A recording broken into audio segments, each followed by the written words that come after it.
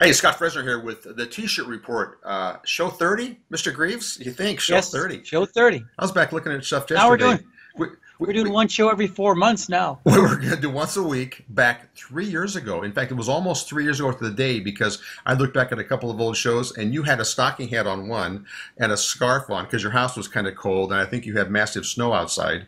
And it was in February. We're almost there. So Right. so 3 years. Why no stocking cap? Well, I've got the windows are masked off with blackout curtains. So that's the double insulation. I got my electric oil heater right here. I turned the fan off, but usually there's a small 8-inch fan that's blowing the air around in the room. Yeah, Doors are all closed. You're in beautiful Detroit. All set. I'm looking out shortly at Cactus. You've been to my house, Cactus and Sunshine, and it's going to be 70. Of course, that's why people went to Long Beach last week. All the people from the East Coast are going, love this. So you got the air conditioner on, so the house is about 60, 62? No, I don't. Sometimes if it gets above 73, 74, we're just pussies here if we turn the air conditioning on. So, anyways, so that's how we it turn goes. the heat down. We turn the heat down at night, and we turn it back on in the morning. Yeah, I do that. Shiver around because we're cheap. I know, I do that. Occasionally I put a blanket on. So anyway, hey, it was fun. Occasionally I'll put the blanket on. Yeah. Hey, Are you all sweaty now with it? Yeah. You got that heavy black shirt on? In my T-shirt here. Hey, it was good hanging with you last week in Long Beach. We had such a good time. That was fun. That was 4 days of hanging out and having dinners and talking to people. And, it was fun walking down the aisle and every 10 feet somebody go, hey, you're Scott, you're Richard. We're like but this was different because I'd been with you at trade shows, and I used to, when I had the column in Screen Printing magazine, I used to get stopped a lot, but nobody recognizes me anymore because I'm in disguise. Yeah, I was amazed at how many people are seeing through my disguise. But this was unusual. People were really dragging you down. So it was. Long Beach is my group because I've done a lot of, over the years, the classes. Many of our students were West Coast, so typically Long Beach will see more people that we know.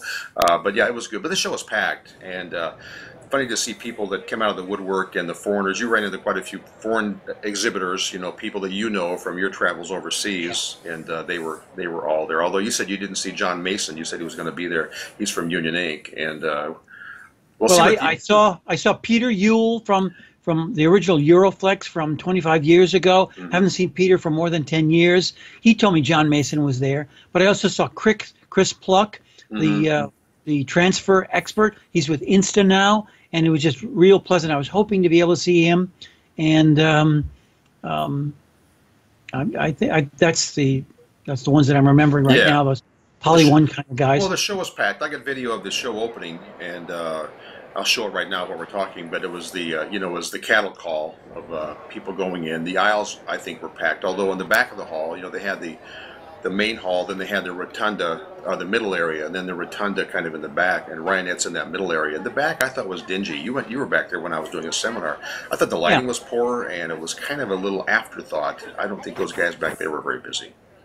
Well, compared to last year where they had 5 food trucks back there, that's the Pacific Ballroom. It's the thing with the whales around the outside. So it's round. I think I called it Rotunda all the time that you and I were together. Then when I looked it up, it's really an arena. They masked off all because the show used to be there. I mean, when the show was first going there and small, it was back there. I've exhibited back there, but it was one food truck now, wasn't it? Yeah, just one food truck, and then a fixed food restaurant there. But it seemed awfully quiet back there. MHM was back there, and I was surprised. They had a fence around their booth. It was odd. Which is sort of to encompass it or whatever. But it was just odd because you couldn't see it as you walked up. You had to go inside to see the press and or the Rick Roth and Tom Davenport's Ink Kitchen couch where they were spinning old vinyl records. It was odd. They didn't get much play, I didn't think.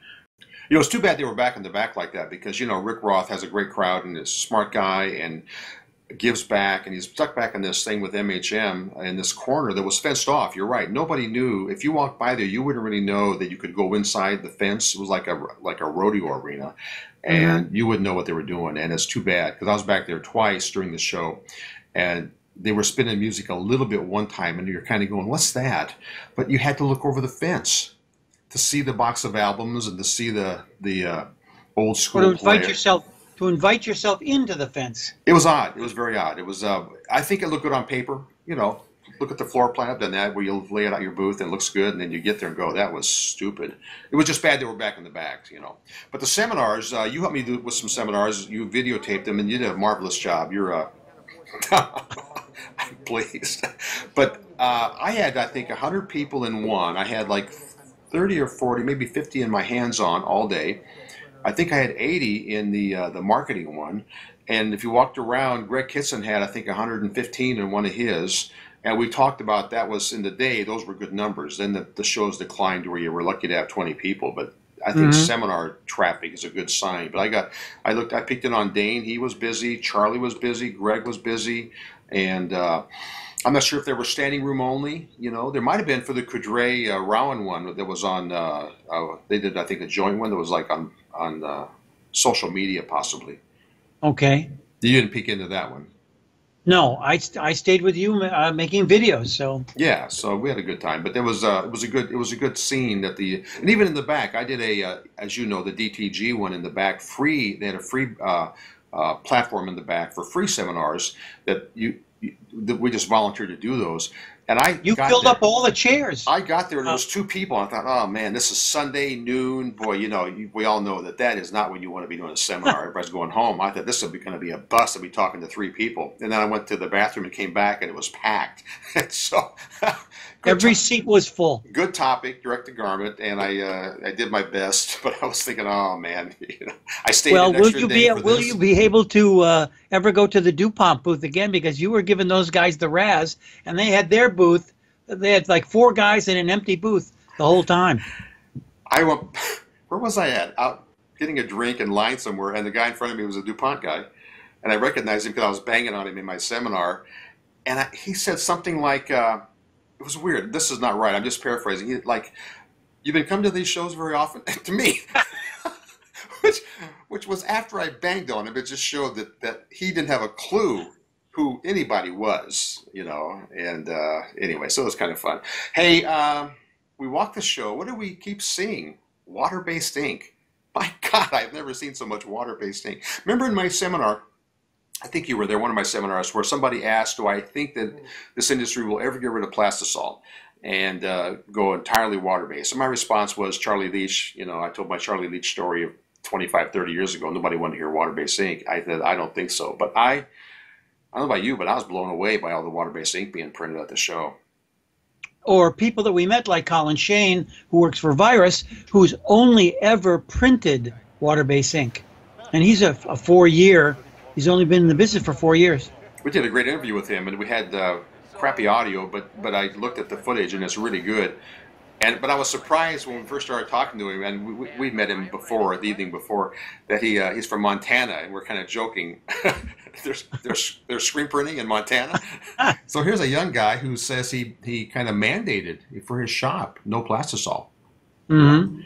I can't imagine anybody doing that. I mean, maybe you know from your travels, you know, who would do that. I see it as a rarity, and people that want to switch to water-based because it's somehow more environmentally friendly, I think they really understand what water-based is actually made out of, and I think they're just confused about what organic volatiles are really all about. It gives you a softer hand. Yeah. It's easier to wash up and run down the drain, but it's still pigment. It's still a resin, and it's still got all kinds of other scary stuff in it that, you know, that it just goes up into the air. It's not going down into the pipes where you can get caught by your local municipality. Biggest lie ever told, right? Water-based ink. Oh yeah, it's and they run that on their brochures. You know, we're eco-friendly, you know, sustainability, blah blah blah blah blah, because we're using water-based products. You know, yeah, you're right. They don't know what that stuff. But it was just funny to see a young guy who I think was into the hand and the techniques and stuff. We did a great interview. That's on a different video. I'm going to show a little footage while we're talking, but we're going to do it's about a 20-minute interview we did with him, and there'll be a separate tape. But it was quite good. But he was in the M&R booth, but printing for Virus, and Virus was the. Did you get a shirt sample from Virus? I did. I don't have mine here. I thought I had it. I may have to go get that somewhere. I don't know. They were bringing out now finally pre-done colors. You know, they've been big on a mixing system, and that's what they kind of sell as the base and all the colors. But these, I guess, are pre-made, which I think, in the grand scheme of Virus trying to enter the marketplace and try and find the sweet spot, I think the average plastisol printer, that sweet spot is pre-mixed. You know, he's just used to opening up. Don't you think? I mean, they opened up the bucket and there's the goop, and every customer would go for the convenience. I know that Rutland used to have a great business because they would make you any Pantone color that you wanted, and it was not difficult to get it right from the factory. They turned it around pretty fast, and dealers, all the Poly 1 dealers, seem to put in their DM4, the Canadian DM4 machine, and be able to mix plastisol formulas right there, and you'd get them the next day. See, I didn't know that until I've had a few customers I've done SEPs for that say, well, I need the colors before you do it, Scott, so I can then contact my dealer. And it was just a little foreign to me because we were a dealer for years of Union Ink, and we never mixed colors. But I think that was just my attitude. Here's what I got. I have every color they make, and I'm not going to mix it. But I was surprised that sometimes the people that say, well, I have to go to my dealer and get the color. I guess to me, it surprised me that people didn't control that. They were then having to wait that extra day, and they didn't buy a mixing system, you know, buy the M2 or whatever. I don't know. It just seems strange. Yeah, but that's a whole different level of artistry that a lot of people aren't prepared to make. You know, they got to decide that they want to offer that. And so it's easier if you could just call Rutland and have them make it. Yeah, I'm sure Poly 1 did too. I'm picking on one particular company I know that did that. Well, isn't pink just white and red? Only 1,000 different variations between different shades. Show that in class. What color are we going to get here? Pink, and then, of course it goes to a peach. You know, and they go, "Oh, I didn't know that." You know, so anyway, those are things you'll learn. But anyway, so we talked to a Virus at length, Beppe, and we did a nice interview with Beppe at SGIA, and they were printing 6-color print. You know, I was complaining to you a little bit that I thought Virus needed to show less colors as opposed to show that, oh, this is a great print, but it's 12 stations, you know, 3 flashes and blah, blah. They were doing a 6-color print with, what, 2 flashes? I forget what he had on that thing. Well, they were restricted by the fact that they didn't have a gigantic machine with lots of heads. M&R seemed to have loaned out to almost every ink manufacturing company a Diamondback. So they only had 6 or 8 heads, and so they did reduce the number of colors, and they're actually proud to do that. They were excited to show what they could do with only 1 flash and 1 white. But you were surprised, like I was, of how many M&R presses, how many ink companies were printing.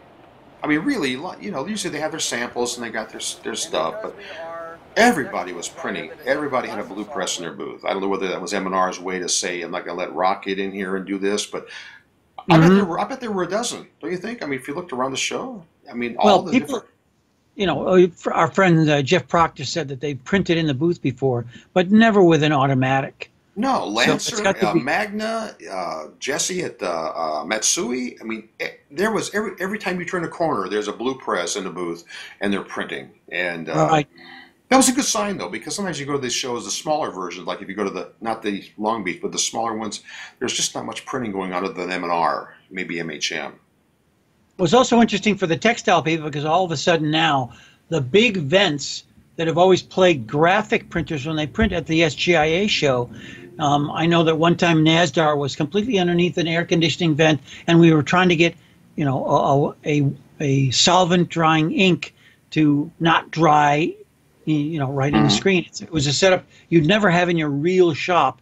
And Jesse Martinez from Matsui was saying that, ooh, they're having troubles because, you know, you could feel the air conditioning blowing down, and it was drying the air, drying the water base. You need one of those tents. So, right. You know, speaking of Virus, they because they're an Italian company, I think, you know, foreign company, they get beat up a little bit by not having distribution. That's their print right there, which was a marvelous print. That's a 6-color print. Did that have 2 or 1 flashes, though? Do you remember? I know I have it on video. Just 1, because it was on a Diamondback. Yeah, it was on the Diamondback. They now have better distribution in the U.S., and they've got this Colin Shane, their guy from Montana, who's been to Italy and trained, and he is now their tech guy. They're tech support, would you say? Yeah. So people that call... He's on the phone He's on the phone to answer your questions on how to print it, and he's printed exclusively virus for 4 years. So he's in a good. Before the wet on wet inks, virus had just, shall we say, normal water-based inks instead of the mystery, the high solids style inks that they're selling now as a wet on wet series. And for those that haven't followed virus, it is wet on wet, meaning you can print it and it's dry. You'll see if you watch the video we did of Colin, because the dryer that he was next to was being set for plastisol. He was just stacking the shirts off the press before ever running through the dryer. You can touch the colors; they don't come off on your hand. You see him rub the shirt. It doesn't dry on the screen. It is the latest technology. I don't think it's cheap, but I think that people have to embrace that so that people, first think it's water-based, so it's really safe, and that probably isn't the case, and that it's going to be cheaper. Not really, no, but still, the hand is magnificent. If they could feel the shirt you held up, I mean, the hand of these things is really nice. Right. And vibrant. I actually have a virus that they printed in SGIA. I happened to find this when I was looking for my virus sample, but that's, nice and bright. Well, that's the 8-color 2-flash version. Yeah, it's got a lot going on. This guy. And you can't tell because it's competing things here, but this looks just as bright. Hey, I'm with you. With fewer colors. I was blown away. Yeah. This is an amazing shirt. Yeah, I'm glad they were printing it that way and showing that you could do it with 6 colors, because I think they get, they were kind of into that where you have to have an 8-color press. So anyway, so Virus was there, but then Magnicolor was there. Magnicolor, you know more about it than I do. Is NASDAR carrying it, or what? Tell me the history. NASDAR's the main distributor. I know that, for instance, Mark Soldonic told me that they've always sold at Graphic Solutions Group. Mark Soldonic is their ink wizard there, doing classes in the next month on wet water-based printing. Anybody that's interested in learning about that now, I would encourage them to get to Dallas. In Texas? I mean, yes. For those that wouldn't know Graphic Solutions, it would be in Dallas or wherever they're. Yeah. Okay. So, all right. I would encourage anybody that's interested to get to Dallas, or contact them and say, when is that class? I don't have any information on it now. Yeah.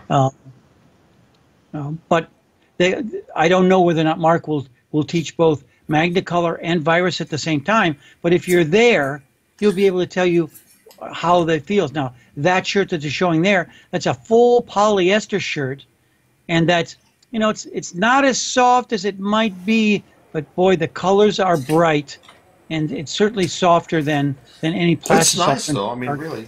You and I were joking that neither one of us could wear something like this, but other than that, it's the flavor of the month for sure. So, yeah, well, I wouldn't wear it because I just don't even like the feel of those polyester shirts. I'm a 100% cotton man. Yeah. So I'm too old, or I'm not hep enough, or it's performance wear.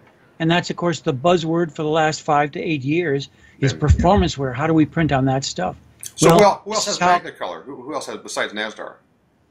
NASDAR, Graphic Solutions Group. That's kind of it in the U.S.? I have to say, I don't know. Yeah. Some of this was a little new to me because you've traveled in some of those circles more than I have, and so, but it was just amazing that you had numerous people printing Magna. You had, I think only Virus was being printed out of the M&R booth. You had our good old buddy Joe Hopkins. This is from just a 1-color print, but it's nice and bright, from a Permaset. Nice soft print, actually. I saw Joe Hopkins there. In fact, he's the one who told me, Richard, Scott is looking for you. Get back to the. I was walking around. And I said to people I ran into, if you see Greaves, tell him to bring me up. But my phone was dying also. This was did you use up the battery time? This was what, the D3? That's D3, right? And they were also making transfers with this ink. I was surprised. It looked like it had a backing on it, but that's pretty soft print. Victor for D3 was giving the announcement. They actually had microphone and speakers, and you could hear them 10 miles away. So I was surprised they got away with speakers. He was doing the Scott Fresner. He was there pumping it. I was impressed, because you know how I used to, how many thousands of demos did I do? Anyway, it's quite interesting. I think that the water-based thing, it's a good sign. And I think that people are now having to figure out they got to make a waterproof screen. They got to figure out how to use this stuff and go to training. And I think it was a real good sign. So we'll see how this all turns out. But this was the first, I think, for this much water-based being printed at a trade show. Now, you make a good point. I'm following up on a point that you made. I saw Dave Gayton at at the Atlas booth, or I mean, I think I saw him in the he was walking around. We ran into him. Yeah. And they were an early promoter of the new style of water-based inks. And they've been doing a lot of seminars. In fact, they do a lot of seminars with Terry Combs. They do, yeah. And the guy that was with him, I apologize to Dave. I don't remember what the guy's name was. His badge was turned around. But he was starting an interesting phrase, which I don't know whose it is. But do you want perfection or do you want production? It's in our show notes. Yeah, and I wondered I forgot about that. Yeah, it was good. It was good. That can be dangerous, but you're going with perfection. There's production. I don't like saying the words, is it good enough? But there are production standards and perfection standards. And if we're getting the money for it, I'm a perfection guy. So I agree with him. So see, I'm on the fence there. Sometimes it's like, print it. It's there's good. Always got to be the ship it. You know what? Yeah. Ship it. Yeah, there's got to be that point where you say, okay, we're done fussing with this. We've been screwing it with it the last 4 hours, and it looks great, don't you think? It's that positive spin on it, But most of that is how you sold it to the customer. I agree, 100%. And if it takes you 4 hours to get it going, maybe that's a sales problem, not a printing problem. Yeah. I tell my separation customers if it's really a bad piece of art, and I don't think that the art I don't think it's the customer artist's art.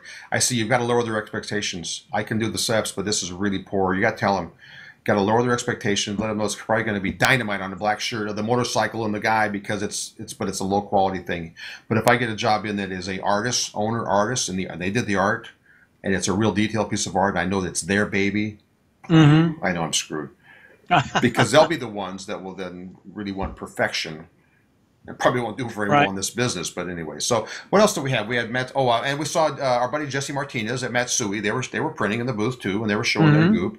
And so I think everybody was trying to jockey for position.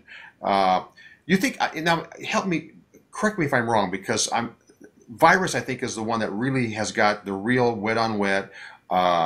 No drying on the screen, touch the print. Is Magna that way? Yes, that's what the wet on wet series was meant to.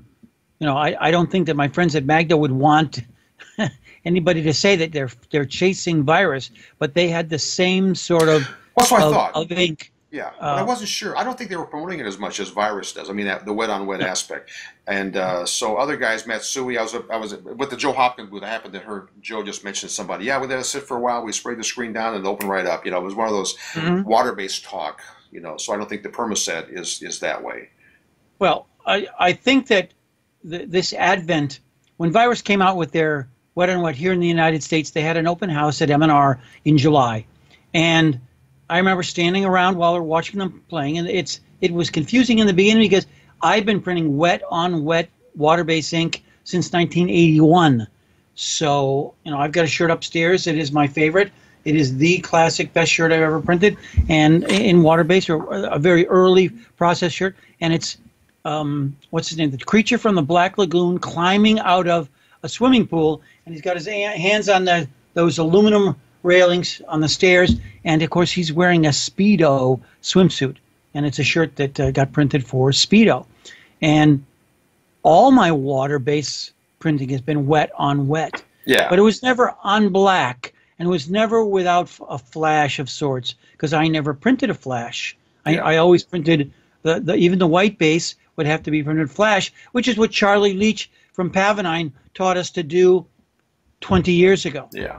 Somebody else mentioned to me. This is not new. Somebody else mentioned to me, what's the point? That I've been printing wet on. I think it was maybe Daniel from Mexico that we ran into, Daniel Sunderland, with commenting. We do it all the time, it's wet on wet, But I think he's probably got his 18 color alphas or whatever, So if he needs a flash, and I think that's what I know. That's what Pepe Quaglia is promoting. That you don't have to have 4 flashes.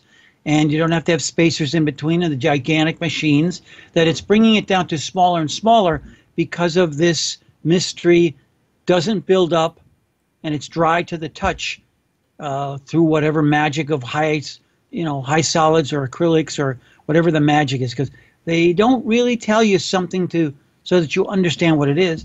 I know that Virus and Pepe Quaglia are promoting their wet on wet series as a way to eliminate the solids acrylic water-based machines that have 4 or 5 or 6 flashes, or have to have a flash after every color. Now I know that again that I printed water-based before, but the high solids, that's a different kind of a print, and printing on black, of course, requires a flash because whatever base we put underneath, we're now printing on a vinyl binder.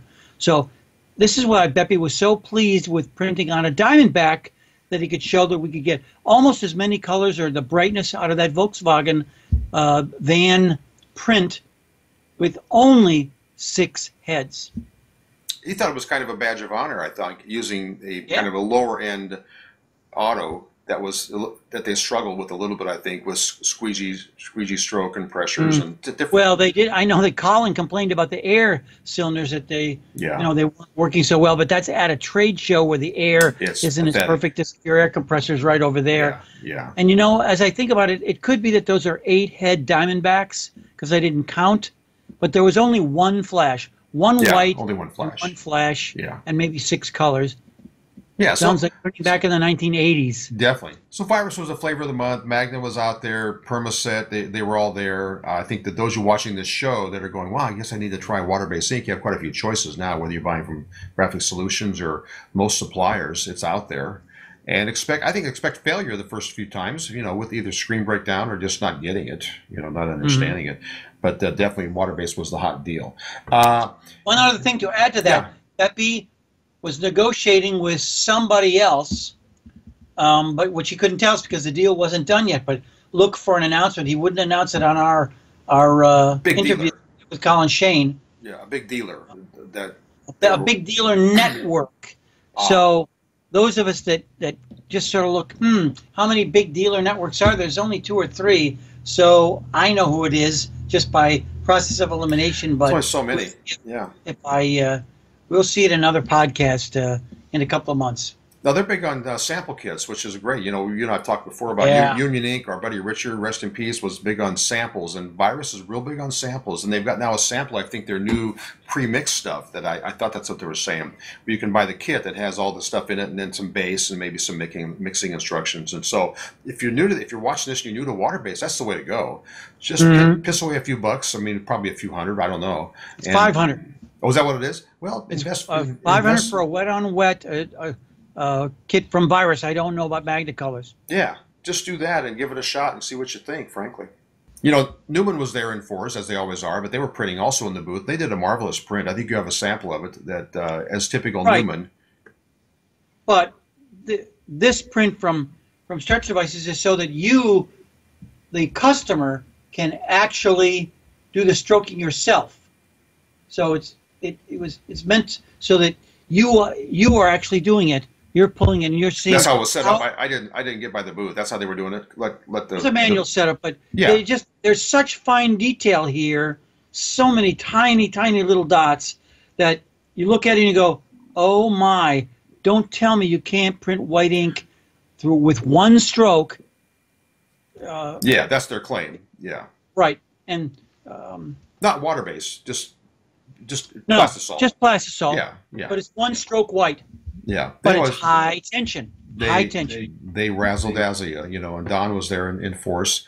Let's talk about DTG. Talk about, every time we turn a corner, there was a DTG machine. And Ricoh brought out their new, I'm calling it prosumer, because that's how they kind of call cameras. I like that, yeah. Prosumer, where it's like mom wants to have a little tabletop DTG.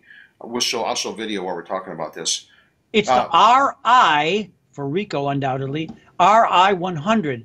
And of course, people are understanding that Ricoh bought Anajet, so it's in an Anajet booth. But I'm calling it a Ricoh RI100. Whatever that is that what it says? Yeah, you're very good. You're ahead of me. I heard about it when I saw a news report that it was at the Consumer Electronics Show, and they were showing it there. And then I watched some people's YouTube videos on it.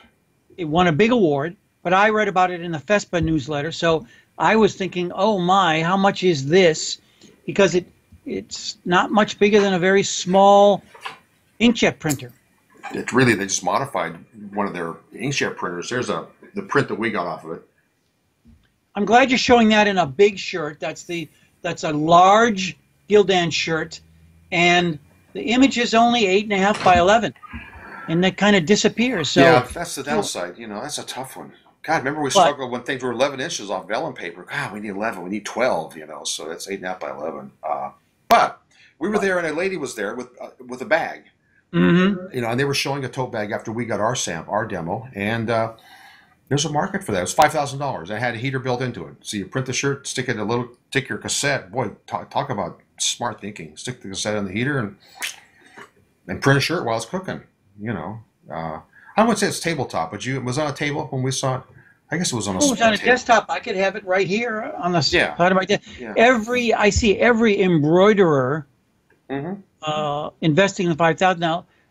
Ray, the guy that showed us the Rico, he had an interesting thing. He said that if you sell a shirt at $12, the ink that comes with the Rico will pay for itself. By the time you've made that many shirts, you'll have gotten all the money back. You know, at $12 a shirt. White shirt only. So, no white ink. Yeah, shirt only. That'll make it a no-brainer. No clogging, I don't think, because we never had any clogging on the CMYK colors. Frankly, we had it with the white.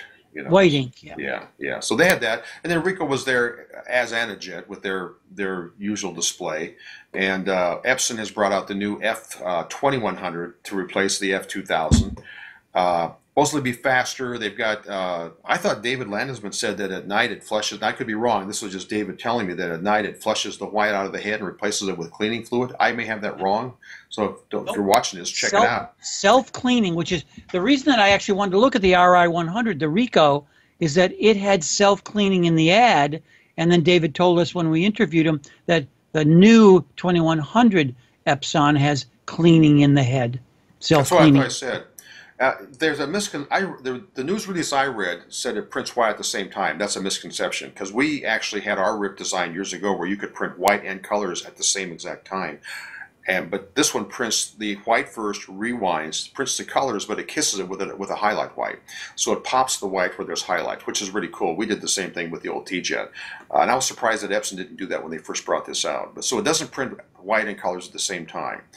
That's possible, but I don't know why they don't even do that. That's so does it need? Are you saying that it needs 3 passes? That first you do the base?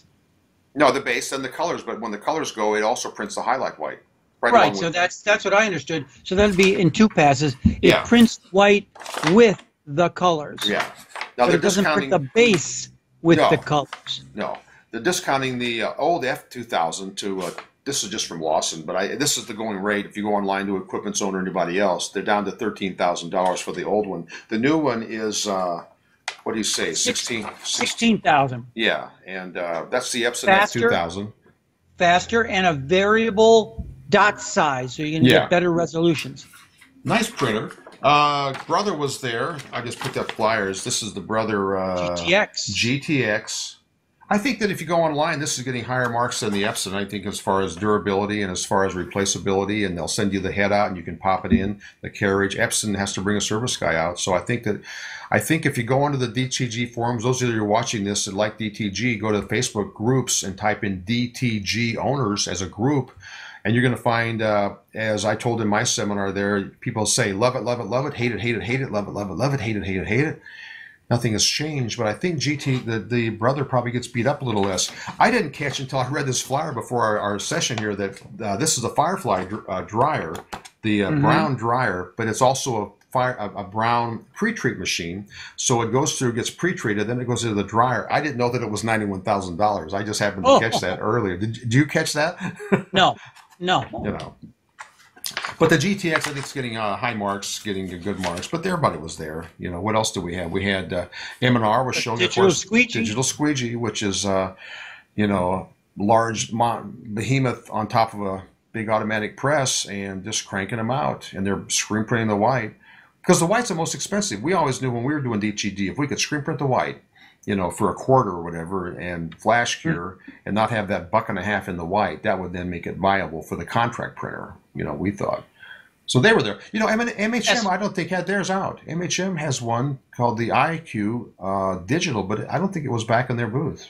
They did not show it because it was actually such a small booth compared to the stands that they've had in the past. Yeah. But SRock Ryonet had a digital I don't know what brand or configuration it was, but they also had a digital squeegee. It's like M&R. I don't know what they're calling it. Rocks. I forget what it was. Rock Digital or something like that. Speaking they of also that, had a new foiling machine. You know, I missed that because sometimes the Ryanette booth's hard to get into, and they were really spread out back there in that back middle rotunda area. You know, speaking of that quickly, you know, we won't name names, but I was surprised at a number of larger, well-known companies who weren't there.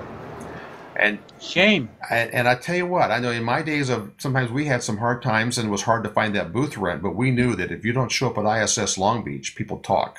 Do you think? I mean, you go, wow, you know, this is the biggest show in the world for this industry. Why aren't you here?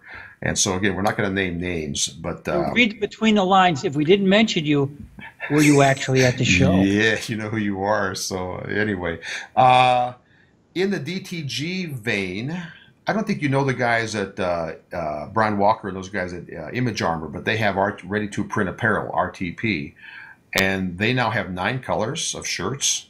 And you go online, and they get high marks for people saying, I love my ready-to-print, and it's fully pre-treated, which I always thought from day one that was where it was going to be. And I talked years ago to Haynes and Gildan, and they didn't want to hear it.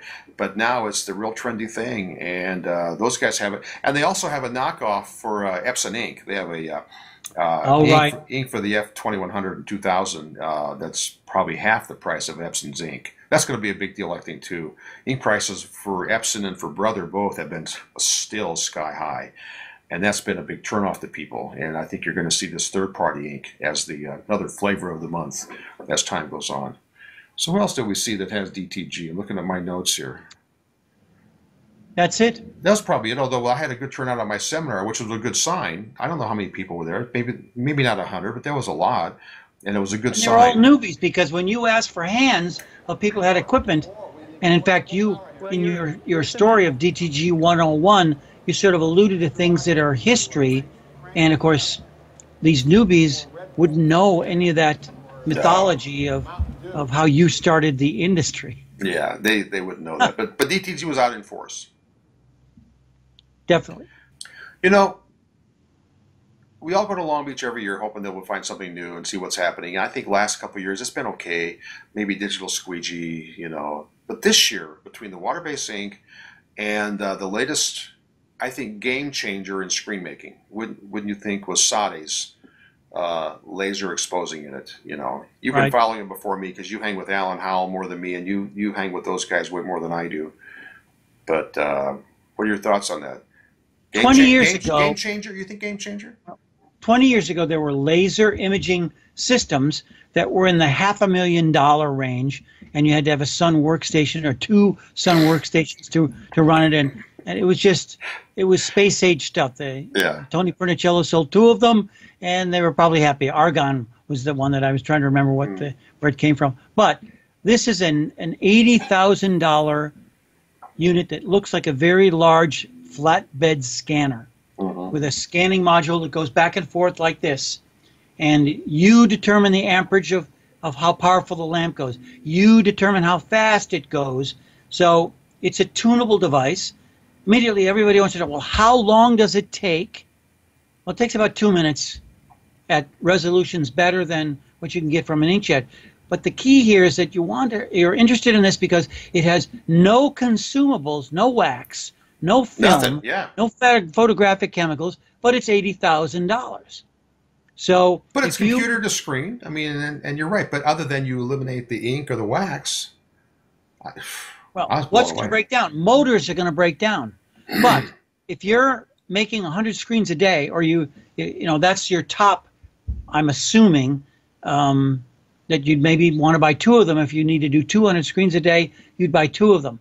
And I don't know where people's comfort levels are for that, but this is the first one. This is like the $6,000 laser printer 25 or 30 years ago. That we thought was a lot of money back then. Yeah. It's only going to get less expensive once the modules are captivated. But this is the game changer. I think it's something for larger companies to think of. Unfortunately, it means replacing something you got that's existing. And so you can't just jump in without junking your other equipment. But somebody that's new and building a new shop, this is something really to consider. Everybody should consider it. If they're doing 25 to 100 screens a day, they got to have one of these. And Saudi, I think they're shipping. I mean, because we saw this at SGI as a beta, and they're building 2 a day.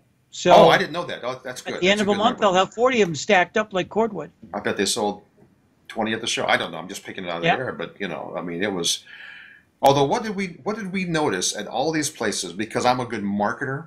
Yeah. If you did not know Saudi that well, maybe you're a newbie. Did we say that we love Saudi a lot? Yeah, but if you didn't know them, but you walk by and here's this coffin kind of a machine, you have no idea you're looking at a game changer. There was no signage. Typical with the Rico, I told you I was bitching about that. I come back and go, well, they have a little CES little award on the top of their machine, and they were bragging about that. That is but no sign. That's tech guys working a booth that don't get it. That if you walk by and if you saw, wow, $49.95 complete, but you'd have no idea what that machine sold for. Even the Saudi machine, you wouldn't know what it was, and you'd have no idea what it sold for. And it just kills me. I just want to kill those guys. Just say, just do a little sign. But anyway, that was interesting. That was everywhere. That to me is I call them sales, technical salespeople. You know, that know technically, that are then said, hey, work the booth. I mean, we used to do that. We'd take guys from the factory. They're defensible because it's the bosses that are going to say whether or not they're going to spend $100 for a sign. I know. Go to Office Staples and get the little plastic sign. You put it out of your inkjet printer, and there it is. You know. But anyway, that's just me. You know. Anyway, just better than SGIA. At SGIA, they had their prototype machine that was 2 years old, and they didn't have any screens we could really look at. I spanked them, or I said to my friends, gee, I'd like to look at some screens. And now Ben Petsy brought out, he was very proud. Richard, look, they had about 30 frames. We're showing video right now. TV. Yeah. They heard me. I'll take credit for that. Yeah, that was good. That was a good call, because you're right. That's SGI. We're going, okay, what's the proofs in the pudding? Where's the screen? You know. Oh, well, it'd be really, really cool if you could see it. So anyway, but Saudi was, I think, a game changer.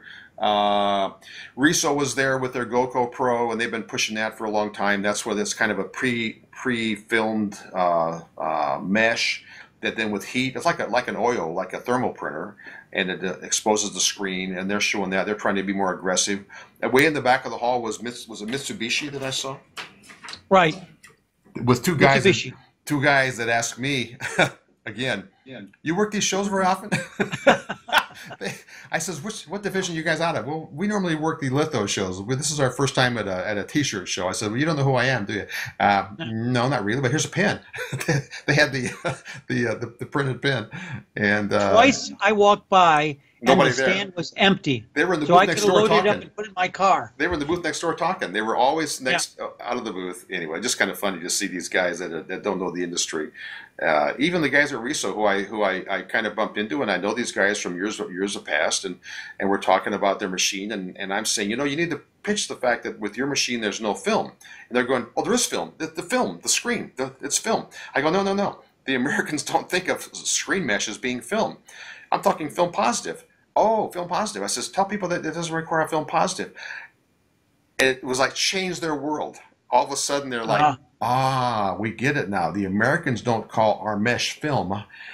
It was one of those moments of the foreign translation. So what else did we see at screen making? Looking at our show notes here. Oh, you have a note on the unattended Mitsubishi booth we have our show notes up in front here.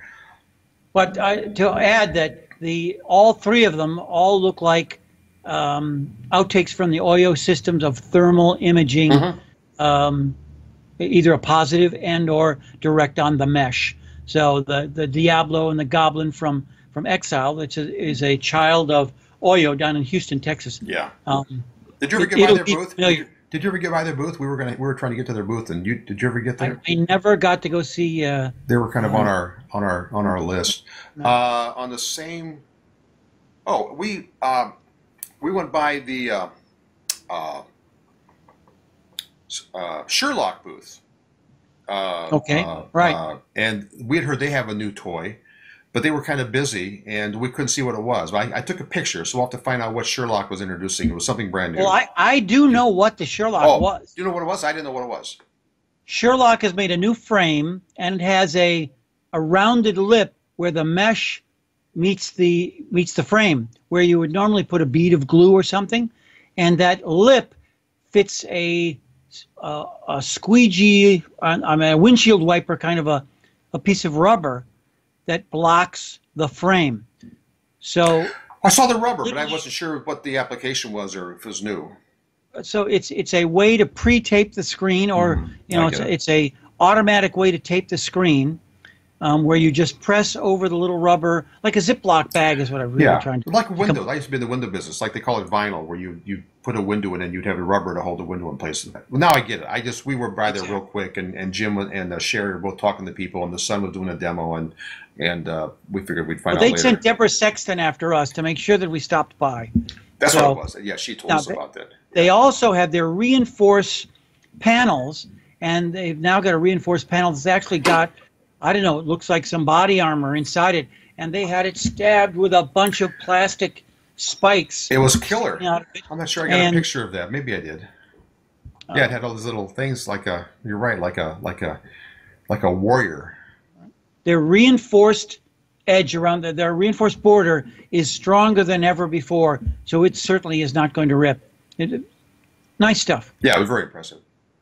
In the throwaway topics, you're more familiar maybe than I am with Dream Junction. Dream Junction is a contract printer.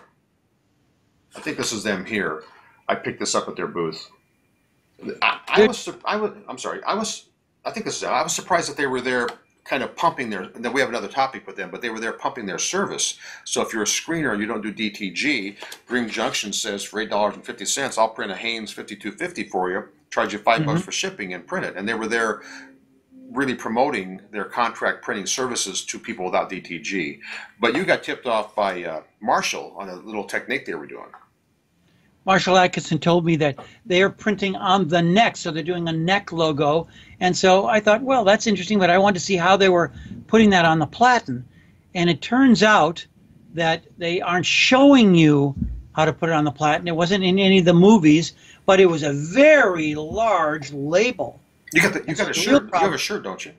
No, they couldn't give me a shirt. I've got a shirt here that they were printing, but it's just a shirt. The key part is that they had like a 4 or 5 inch label on the inside of the shirt, that they've got some kind of contraption like a dental dam that opens up the neck so that it can be printed at the same time as the front of the shirt, and then go through the oven all in one stroke. So you can do a big neck print. It was big. It was a good size. A label print. Yeah. Now, it wasn't that soft. When I felt it, I didn't know that I would sort of want that rubbing on my back, so that was a thing that we'll deal with them later, but it was just something that they were promoting, something that was new. Yeah. The idea you could print a custom thing, that this was for George Smithers, and it was size large, and he's in Spokane, Washington. It would be cool to be able to put in a label with your name in it, since a lot of those things are 1s and 2s, because they're printed one at a time digitally. I agree. Now, we call them Dream Junction, but I'm looking at their flyer, and I'm sure this is from them. It says printpartners.com. I know this is, I think maybe that's their name to printers, as opposed to Dream Junction's probably their, I don't know what the difference is. You know, speaking of that, I think this is the 3rd show that they've been at, and yeah, they've been before. Usually just had a big black booth, and people real trendy, real cool. Yeah, they had to, yeah. But they've got videos on their website that show like 2 Cornete avalanches feeding one oven. You got one guy going between busy, and a lot of them too. I can't say how many. I've never been there. I don't know anybody there. Yeah. It was Rick Roth that introduced me to those guys. It's got to be at least 2 or 3 years ago. They've been around for a while, yeah. You know, we bumped into our buddy Alex, and I never know how to say Alex's last name, Rapid Tag. Shishko. And I apologize, Alex, if you're watching this. I got good video of them doing baseball hats. And you know, he's a little Mr. Inventor, and his Rapid Tag is taken off. I remember he told me about that years and years ago, wondered if I wanted to sell a few, and I wasn't really into that, but I thought that's a good idea. Somebody should do that. Next thing I know, he's got his booth packed with these little machines that print on the tag, but now he's got it printing on pockets and koozies, and he's doing baseball hats, and it's quite good. Hey, in the rumor mill, what rumors did we hear? Again, my big rumor is who's going to be the next virus distributor. Yes, so we don't know that. But I think that's the only rumor that I know. What are you hinting at? I had just heard a rumor, and it was more of a just gossip and just a insight, that at the last, I guess it was SGIA show, one of the large DTG makers, there's only a couple that are making huge machines, were all over one of the smaller machine companies as far as looking at what they're selling. And rumor had it that they're getting a little beat up, where some companies are saying, we don't want a big $300,000 machine, and two of them, we'd rather have 50 smaller machines. Oh. And this was a big company who seemed to be scrambling a little bit, and maybe so my thing is, and this wasn't in the rumor, you're going to probably see maybe these big guys maybe also rolling out more smaller machines where people would think about it like embroidery heads. So that may not be the rumor, but that was interesting. Hey, what's coming up? Mm-hmm. We have ThreadX coming up. ThreadX is the big thing. The 25th, I think the 25th, 26th, 27th, 28th. February in beautiful Palm Springs, California. Non-technical, Johnny Cupcakes, and go to the site, threadx18.com. It's about merchandising. And so it's about the millennial age. It's about web and social media advertising and marketing, how to brand yourself. Put on by SGIA. SGIA is the sponsor. Yeah. Or putting it on, yeah. Again, I think Mark Coudre's ahead of the curve with the old timers, but you got new timers. You got a lady, I've forgotten her name, who was on the Shark Tank. Mm-hmm. She's going to talk about how she made her own brand from scratch, promoting it again using social media. Johnny Cupcakes, who you mentioned before, of course, he is just a brand. His logos are what he's selling. Yeah, and quite a few others. I'm forgetting who they are now, but. Should be interesting because this is the first for SGI doing a real kind of a non-technical thing for maybe their bigger players, because the price tag is still, I think, $1,000 or more.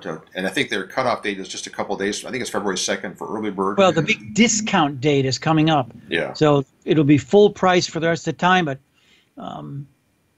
I know that they're filling up quickly. So.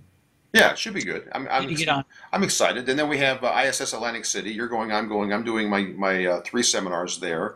I'm not sure the date. Oh, 15th through the 17th. March 15th. And it's ISSshows.com. And so we'll see some of you guys at Atlantic City. And, you've seen snow on the boardwalk in March, and that can happen.